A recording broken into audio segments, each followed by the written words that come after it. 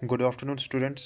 आज हम पढ़ेंगे को प्राइम नंबर्स क्या होते हैं। को प्राइम नंबर्स होते हैं set of integers which have one as the highest common factor, यानी कि दो ऐसे इंटीजर्स अगर हम उनका सेट एक बनाएंगे तो उनका जो हाईएस्ट एचसीएफ होगा वो वन आना चाहिए, वन के अलावा नहीं आना चाहिए, कुछ और, सिर्फ वन आना चाहिए। जैसे कि मैंने यहाँ पे लिखा हुआ है 4 9। देखो 4 का अगर हम निकालेंगे फैक्टर तो क्या आएगा, 1 आएगा, 2 आएगा और 4 आएगा।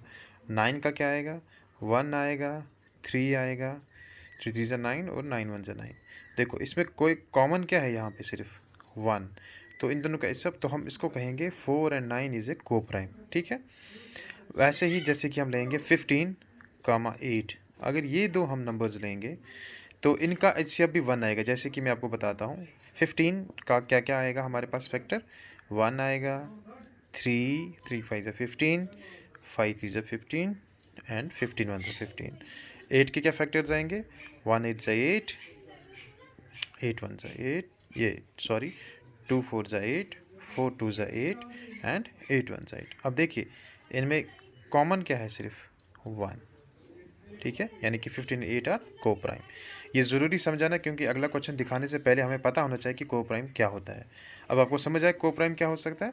को प्राइम में आप ये बात भी याद रखना कि ये ज़रूरी नहीं है, ये कोई भी हो सकता है। 15 एंड 8 जैसे कि आपको पता है, 4 एंड 9 आपको पता है। इसमें ऐसा नहीं है कि कंपोजिट नंबर, इसमें हम कंपोजिट नंबर भी ले सकते हैं, प्राइम नंबर भी ले सकते हैं, लेकिन हमें ये बात का ध्यान रखना है कि जो हम सेट बनाएंगे जैसे कि 3 कामा 5, इनका जो कॉमन फैक्टर होगा, हाईएस्ट कॉमन फैक्टर होगा, वो सिर्फ 1 होना चाहिए। ठीक है, जैसे कि 3 और 5 का कॉमन फैक्टर क्या है, 1, तो 3 और 5 भी बनाते हैं को प्राइम नंबर्स। अब देखिए जो हमारा एक्सरसाइज 1.3 है उसमें हमें पहला क्वेश्चन बताया गया है, शो दैट √5 इज इरेशनल। ठीक है,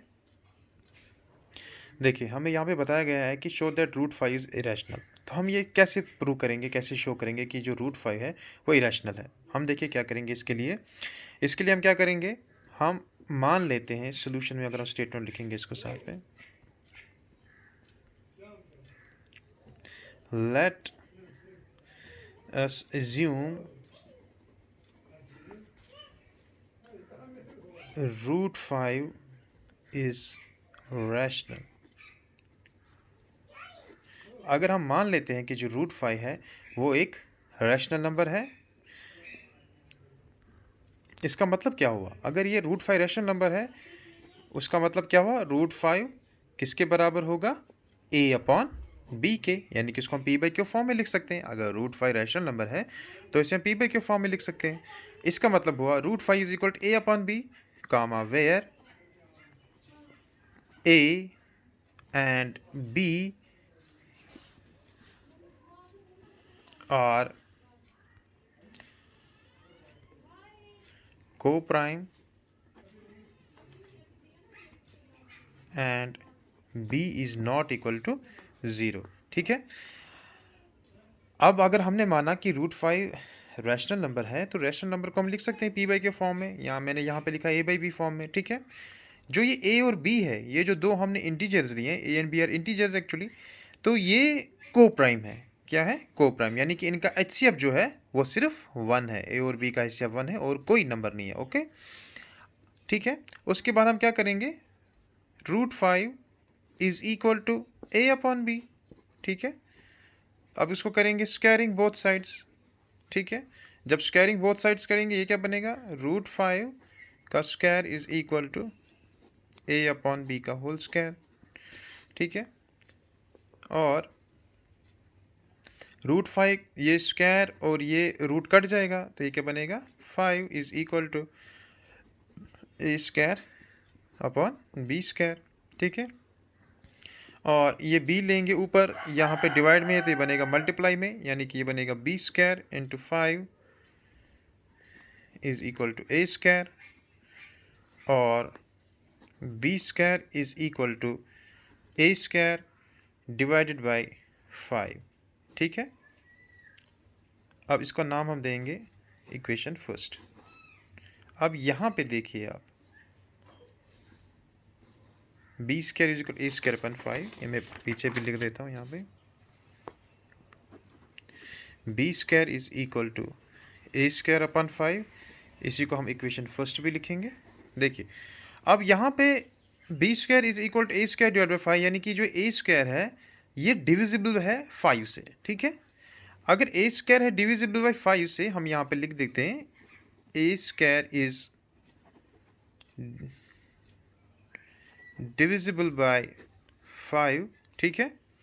इसका मतलब क्या हुआ, a is also divisible by 5, a is also divisible by 5। देखिए अगर 25 को 5 से कसर कट सकती है आराम से, 5 5 से 25, तो 5 को भी तो 5 से काट सकते हैं ना हम आराम से, ठीक है। यही मतलब है, 25 होता है ना 5 का स्क्वायर, अगर 5 को हम 5 से कसर काट सकते हैं तो 25 को भी तो 5 से कसर कटेगी, यानी कि डिविजिबल होगा।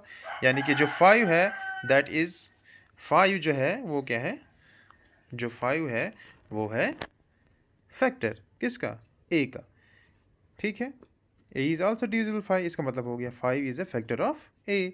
हम एक और चीज़ मान लेते हैं, let a is equal to 5m for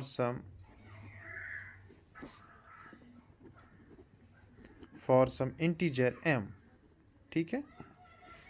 तो a का वैल्यू सब्स्टिट्यूट करेंगे हम इस इक्वेशन में, फर्स्ट इक्वेशन में, तो ये क्या बनेगा, B square is equal a के बदले लिखेंगे हम 5m। मान लो a है 5m, m कोई इंटीजर है, 5 भी इंटीजर है, तो बी स्क्वायर किसके बराबर आएगा, a स्क्वायर के बदले लिखेंगे 5m, यानी कि a स्क्वायर के बदले क्या लिखेंगे 5m, यानी कि ये बनेगा 5m का स्क्वायर डिवाइडेड बाई 5। तो ये क्या बनेगा हमारा यहाँ पे, B square is equal to 5 into 25 m का स्क्वायर डिवाइडेड बाई 5, 5 1 ज़ा 5, 5 5 ज़ा 25, ठीक है। बी स्क्वायर कितना बना 5m का स्क्वायर और B square divided by 5 is equal to m square. देखिए यहाँ पे हमें क्या पता चल रहा है कि जो ये बी स्क्वायर है ये भी डिविजिबल है किससे, 5 से। इसका मतलब हो गया b is also divisible by 5, b is also divisible by 5, ठीक है। अगर b स्क्वायर को 5 से हम कैसे काट सकते हैं, तो b को भी काट सकते हैं। अब इसका मतलब क्या हो, जो ये 5 है ये भी फैक्टर है किसका, b का, 5 इज also factor of b, but a comma b are coprimes, ये तो को प्राइम नंबर है, hence our assumption about root 5 is rational, वो क्या है, is incorrect। therefore root 5 is irrational। समझ आ रही है मेरी बात। देखिए हमें a का फैक्टर 5 निकला, b का भी फैक्टर 5 निकला, यहाँ पे a डिविजिबल है 5 से, ठीक है, और b is also divisible by 5। लेकिन हमने बताया है, पहले हमने यहाँ पे एज्यूम किया था, हमने खुद से एज्यूम किया था कि a एंड b है को प्राइम। अब को प्राइम नंबर्स वो होते हैं जिनका सिर्फ 1 फैक्टर हो, ठीक है। तो यहाँ पे हमें 1 के अलावा क्या निकला, 5 भी निकला, 5 भी फैक्टर निकला, a का भी और b का भी। इसका मतलब हुआ ये को प्राइम नहीं है। जब ये को प्राइम नहीं है इसका मतलब हुआ रूट 5 जो है वो रैशनल नहीं है। जो हमने एज्यूम किया था कि रूट 5 रैशनल है वो गलत है, इसीलिए रूट 5 इज इरैशनल। आगे समझ आपको दोस्तों। अब देखिए हमारे पास दूसरा क्वेश्चन है, show that 3 + 2 root 5 is irrational. अब हमें शो करना है 3 + 2 रूट 5 इज इरैशनल। अब हम ये कैसे शो कर सकते हैं, देखिए इसका हम सोल्यूशन कैसे लिखेंगे,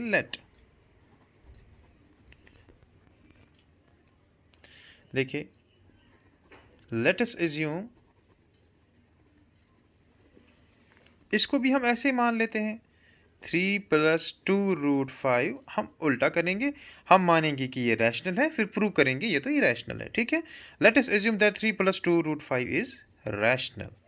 इसको हम मान लेते हैं ये क्या है, रैशनल है, ठीक है। अगर ये रैशनल है तो उसका मतलब क्या हुआ, देयरफॉर उसका मतलब क्या हुआ, 3 + 2√5 किसके बराबर होगा, a/b, क्योंकि रैशनल नंबर किसकी शक्ल में हम लिख सकते हैं, p/q फॉर्म में। अब हमने p/q के बदले लिखा है यहाँ पे a/b, लेकिन वेयर a एंड b को क्या लेंगे, को प्राइम नंबर्स लेंगे। क्या लेंगे, where a, b are coprime and b is not equal to 0, ठीक है। इतना समझ आया। उसके बाद 3 + 2√5 इज इक्वल टू a1 लिखा हमने। अब हम क्या करेंगे, इसको स्क्वायरिंग करेंगे। क्या करेंगे, स्क्वायरिंग बोथ साइड्स। स्क्वायरिंग बिल्कुल वैसे स्टेप लेने जैसे हमने पहले किया, लेकिन ये उससे भी आसान है। देखिए अब आगे इसका मतलब क्या हुआ, स्क्वायरिंग बोथ साइड्स, तो फिर क्या बनेगा, 3 + 2। देखिए हमें स्क्वायरिंग करने की भी जरूरत नहीं, सॉरी यहाँ पे गलत हो गया, स्क्वायरिंग करने की जरूरत ही नहीं है। 3 + 2√5 इज इक्वल a/b, यही लिखा हमने ऊपर। ये मैंने फिर से लिखा आपको समझाने के लिए। अब ये जो प्लस में 3 है, अगर इसको हम यहाँ लाएंगे तो ये क्या बनेगा, यहाँ पे माइनस में आ जाएगा। इसका मतलब क्या हुआ, और 2√5 इज इक्वल टू a/b, ये 3 प्लस में, ये माइनस में लाएंगे यहाँ पे 3, ठीक है। ये प्लस में था, यहाँ से लाएंगे इज इक्वल के यहाँ, तो माइनस बन जाएगा। और ये जो √5 देखिए 2 इसके साथ मल्टीप्लाई में है ना, तो जब ये यहाँ पे लाएंगे तो डिवाइड में हो जाएगा, यानी कि 2 इसके भी डिवाइड में आ जाएगा और इसके भी डिवाइड में आ जाएगा। इसका मतलब क्या होगा, 2 1/2 इंटू a/b -3, ठीक है। 1/2 क्या किया, 2, ये 2/1 था, जब ये यहाँ से आएगा ये बनेगा 1/2, यानी कि 1/2, यानी कि जो 2 है ये इसके भी डिवाइड में है और 3 के भी डिवाइड में। मैंने इसको कॉमन निकाला, 1/2 a/b -3, ठीक है। समझ आया इतना। अब देखिए a एंड b इंटीजर्स है, a, b आर इंटीजर्स। अगर a एंड b इंटीजर्स है और a/b की शक्ल में है, तो इसका मतलब क्या हुआ, जो ये √5 है ये क्या है, रैशनल नंबर। √5 इज है रैशनल, हो गया ना। अगर a/b रैशनल है, 1/2 भी रैशनल है, 3/3 के नीचे 1 होता है, ये भी रैशनल है, तो इसका मतलब क्या हुआ, √5 इज इक्वल टू लिखा है, यानी कि √5 भी क्या हुआ, √5 इज ए रैशनल। बट अभी हमने प्रूव किया, वी नो, अभी हमने प्रूव किया ना, but we know √5 is irrational. अभी हमने प्रूव किया कि √5 क्या है, irrational. Therefore our assumption, ASSUMPTN, therefore our assumption is incorrect। हमने क्या एज्यूम किया था कि 3 + 2√5 क्या है, रैशनल है, लेकिन जब √5 ही इरेशनल है तो 3 + 2√5 क्या आएगा, इरेशनल। Hence 3 + 2√5 is irrational. ये समझ आया। बस ऐसे ही करना है, बाकी क्वेश्चन जो पार्ट्स हैं वो आप खुद कर लेना। फिर से समझाता हूँ एक बारी। हमने एज्यूम करना है, हमें पहले बताया गया 3 + 2√5 है इरेशनल, ठीक है, लेकिन हम एज्यूम करेंगे कि ये रैशनल है। मान लेते हैं कि ये रैशनल है। अगर ये रैशनल है तो रैशनल नंबर्स को हम a/b फॉर्म में लिख सकते हैं। हम लेंगे a और b को को प्राइम नंबर्स, जहाँ की b जो है इज नॉट इक्वल टू 0, ठीक है, बिल्कुल पिछले क्वेश्चन की तरह। अब 3 + 2√5 किसके बराबर आएगा, a/b, और 2√5 इज इक्वल टू a/b, ये 3 यहाँ लाएंगे बनेगा -3, और √5 इज इक्वल टू, ये 2 मल्टीप्लाई में है, ये यहाँ पे डिवाइड में चले जाएगा। अब देखिए a एंड b हमारे पास इंटीजर्स है, b p/q फॉर्म में है, तो इसका मतलब हुआ अगर ये रैशनल है, 3 भी रैशनल है, ये भी रैशनल नंबर है, तो √5 भी क्या होगा, रैशनल। लेकिन हमने अभी प्रूव किया, we know that √5 is irrational, therefore our assumption is incorrect. जो हमने एज्यूम किया था कि 3 + 2√5 है वो रैशनल है, वो इनकरेक्ट है, वो गलत है। तो इससे क्या हमें प्रूव होता है कि 3 + 2√5 क्या है, इरेशनल नंबर है। क्या है, इरेशनल नंबर है। आई बात समझ? तो ऐसे ही आपके जो बाकी पार्ट्स हैं वो कर लेना। आज के लिए इतना ही। Goodbye, take care.